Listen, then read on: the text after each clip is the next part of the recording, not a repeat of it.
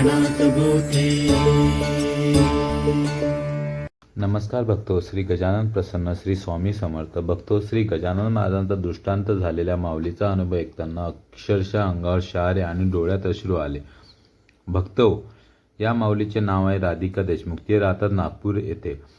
त्या माऊली सांगतात, माझे माहेर खामगाव असल्यामुळे माझ्या श्रद्धास्थान केवळ आणि केवळ आपले महाराज. खूप अनुभव आले. मला पण एक छानसा अनुभव आज तुम्हा सगळ्यांसोबत शेअर करते. 2005ची ही गोष्ट आहे. त्यावेळेला मी अकोल्याला होते आणि संक्रांतीचा दिवस होता. पहाटे माझ्या स्वप्नामध्ये महाराज आले आणि मला म्हणाले, बाई आज संक्रांत, पुरणपोळी करणार असशील? मी म्हटलं हो करेन ना. मग घेऊन ये शेगावला. मी म्हटलं हो घेऊन येईल, पण मला कसं माहिती की तुम्ही खाल्ली की नाही पुरणपोळी? मग ते म्हणाले घेऊन तर ये बघ, मग बघू. सकाळी उठून मी मिस्टरांना सांगितलं. मिस्टर मला म्हणाले की लवकर आटपा आणि घेऊन जा, आज मुलांना सुट्टी आहे. मी आटोपतो. आणि असं करून मी भराभर स्वयंपाक केला. सुगड्यांची पूजा केली. हिरवी साडी नेसले होते. सुगड्यांची पूजा केली आणि त्या हिरव्या साडीनेच मी शेगावला गेले. मला साधारण हे सगळं करायला घरीच 10 वाजले. त्याच्यामुळे मला काळजी तर होतीच की आता 11ची आरती होईल, महाराज जेवणही होईल, पण तरी हिम्मत करून गेले. स्टँडवर गेले तर मला 10:15 10:30ची बस मिळाली. शेगाव आणि अकोला साधारण 1.5 तासाचं अंतर आहे आणि मी 12:15ला शेगावला पोचले. मंदिरामध्ये गेले. खालचं समाधीचं दर्शन घेतलं, गादीचं दर्शन घेतलं आणि त्यानंतर विनाहवाले बाबा जिथे उभे राहायचे त्यांच्या बाजूला जाऊन उभी राहिले. आता मला प्रश्न पडला की आपण हा नैवेद्य तर आणलाय, पण आता काय करायचं? आणि जिथे बाजूलाच एक सेवेकरी उभा होता. मी त्याला म्हटलं, ए दादा, मी ना नैवेद्य आणलाय महाराजांसाठी, तर इथे काय आहे का? मला दाखवता येईल का? तर तो म्हणाला, आणलाय का माऊली नैवेद्य तुम्ही? आणि मला आश्चर्य वाटलं, याला कसं माहिती? तो म्हणाला, थांबा माऊली, तुम्ही इथेच थांबा. आणि मी तिथेच उभी राहिले. तो धावत मागे गेला. मागे एक तुळशी वृंदावन आहे आणि त्याच्यामध्ये एक वर जायला जिना आहे आणि उजवीकडे एक रूम आहे. त्या रूममध्ये पुजारी काका होते. त्या काकांना त्यांनी बोलवून आणलं. काका पण माझ्याजवळ लगबगीने आले आणि म्हणाले की आणलाय का माऊली तुम्ही नैवेद्य? मला काही कळेनाच की या लोकांना कसं काय माहिती मी नैवेद्य आणलाय.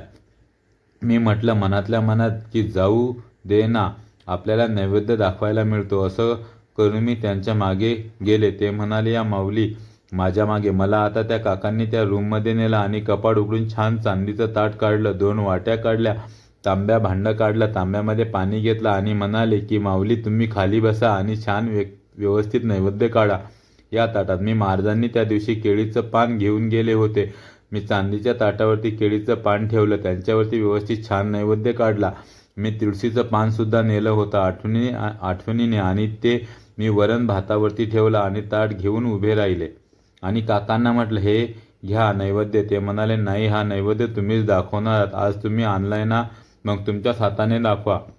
मला असं वाटलं की हे सगळं आपल्याबरोबर का घडतंय? आपल्याला कुठे नेतायत काका? पुढे त्यांच्या मागे मी आणि त्यांच्या मागे तो सेवेकरी दादा आणि आम्ही 3घे जण त्या गादीचे तिथे गेलो आणि गादी तिथे जो महाराजांचा हवा घालतो त्याला तिथला तो स्टूल घेतला, तो गादीच्या समोर ठेवला, त्यावर ते माझं नैवेद्याचं ताट ठेवलं. मी छान माझ्या हाताने पाणी फिरवलं आणि महाराजांकडे बघून म्हणाले, महाराज आणली बरं का पुरणपोळी, आता ती खावी लागेल. आणि मग मी विचार करत होते, आता बघू दे महाराज पुरणपोळी कशी खातात. आणि हा विचार करत असताना जे भक्त दर्शनासाठी येत होते त्यांना मात्र तिथे थांबून ठेवण्यात आलं होतं. माझं 1 मिनिट तिथे ताट ठेवण्यात आलं.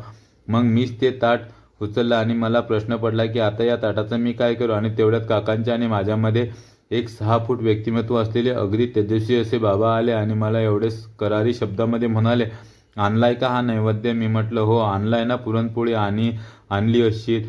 मी म्हटलं हो, पुरणपोळी आणले, चल आणि इकडे. आणि असं म्हणत ते इतकं झटकन वरच केळीचं पान उचललं. त्यांच्यावर जे 2 झाली.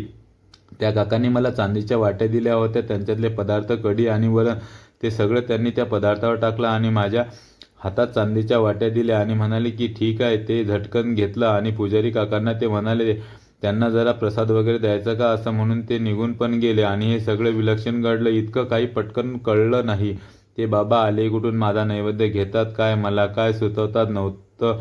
शेवटी काका मला शांत म्हणाले, या माऊली माझ्याबरोबर. आणि मग माझ्या हातात चांदीचे ताट होते ते घेऊन मी काकांच्या मागेमाग रूममध्ये गेले. तिथे गेल्यावर तिथे एक आसन टाकण्यात आलं. मला त्याच्यावर बसवण्यात आला. मग तिथल्या तुळशीचे इथे ज्या बायका प्रदक्षिणा घालत होत्या औदुंबराच्या झाडाला, त्यातल्या एका बाईला काकांनी बोलवलं. त्या रूममध्ये आल्यानंतर काकांनी कपाटातून छान बांधणी प्रिंट लाल रंगाची छान साडी काढली काकांनी आणि त्या बाईकडून माझी ओटी छान भरण्यात आली. ओटी भरून झाल्यावर ती बाई तिथून निघून गेली आणि हा सेवेकरी दादा दारात उभा राहिला. मग मला प्रश्न पडलेला होता. मी उठून उभी राहिले आणि काकांना म्हटलं, काका मला एक तुम्हाला प्रश्न विचारायचा आहे. ते म्हणाले, विचार ना माऊली.